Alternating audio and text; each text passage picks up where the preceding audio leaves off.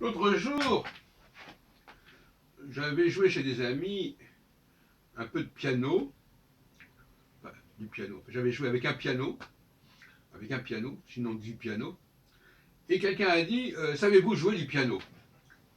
Sur le moment, je me suis un peu énervé. Finalement, je pense que la question se pose, et elle a le droit de se poser. C'est-à-dire que finalement, vous savez que depuis quelque temps, j'intitule mes productions matériaux sonores. Pour, pour trio, piano et cordes. Donc, d'une certaine manière, je ne prétends pas jouer du piano, au fond. Je prétends me servir du piano, instrumentaliser le piano pour composer, mais je ne respecte pas nécessairement les règles du piano qui sont assez contraignantes.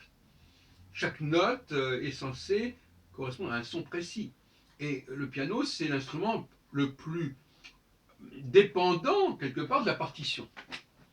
Voilà, la partition, c'est une sorte déjà de piano.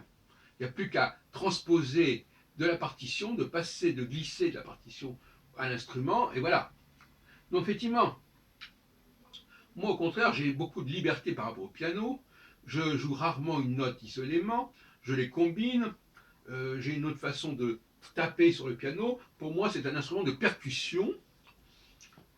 Et d'ailleurs, la musique contemporaine, beaucoup de compositeurs se servent des instruments d'une façon inhabituelle. Par exemple, tel contrebassiste va taper sur la contrebasse et pas seulement jouer avec les cordes, etc. Bon, donc, la musique contemporaine, c'est aussi une autre façon de se servir des instruments de musique, de les dévoyer par certains côtés, de les détourner, mais en même temps, ce qui m'intéresse, moi, c'est la composition. Et bon, voilà. Alors maintenant qu'à partir de ce que je fais, de ce matériau sonore que je propose, l'on puisse transposer pour piano et pour violon, violoncelle ou autre clarinette mon propos, moi ça ne me gêne pas, au contraire c'est fait pour. Mais à ce stade-là, effectivement, il ne s'agit pas de savoir si je joue ou pas du piano. Je joue avec le piano, je me sers du piano comme d'un instrument de percussion, je pourrais probablement me servir d'un autre instrument ou d'un autre support. En fin de compte, pour employer une expression qu'on emploie beaucoup dans le domaine de la voyance, un milieu que je connais assez bien, c'est un support. C'est-à-dire qu'en fin de compte, je ne suis. Voilà, de la même façon que le tarologue, euh, qui est inspiré, qui est voyant, ne va pas rester exactement scotché sur la signification des cartes, des arcanes selon le manuel, moi-même, je n'ai pas du tout l'intention de respecter l'agencement des notes tel qu'il est imposé par le piano. Effectivement, je dépasse ce stade-là. Alors que l'instrumentiste, lui, il va, il va s'inscrire dans ce cadre et il ne va pas en bouger parce que tout simplement, il n'improvise pas, parce qu'il ne sait pas improviser. Et par conséquent, il a un autre rapport à l'instrument. Il n'a pas la même liberté par rapport à l'instrument. Il ne peut pas se le permettre parce que cette liberté, il en serait encombré en quelque sorte, il en serait embarrassé. D'ailleurs, pour dire la vérité, euh, je ne connais pas les notes de. À la limite, je ne connais pas les notes de musique. Je ne, quand je joue, quand je tape sur une période, je ne dis pas je suis en train de faire un si ou un ré, etc. Ça m'est complètement indifférent.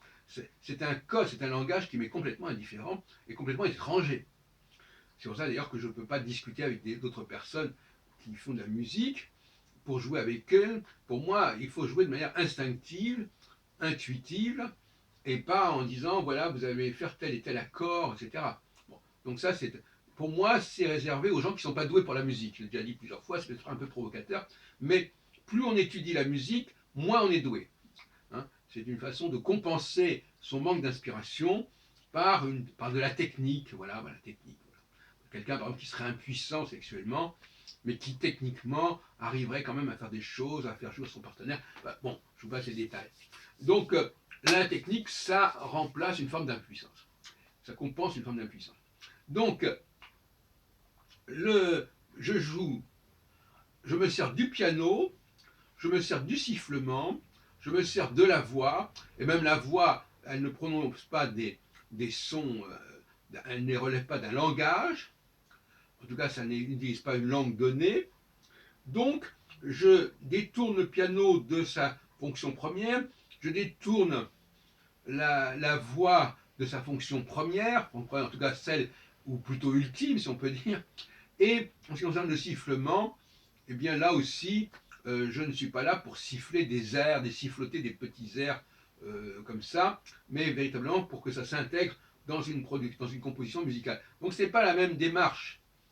Le rapport aux instruments, au support n'est pas le même quand on est compositeur et quand on est exécutant. Ce n'est pas la même chose.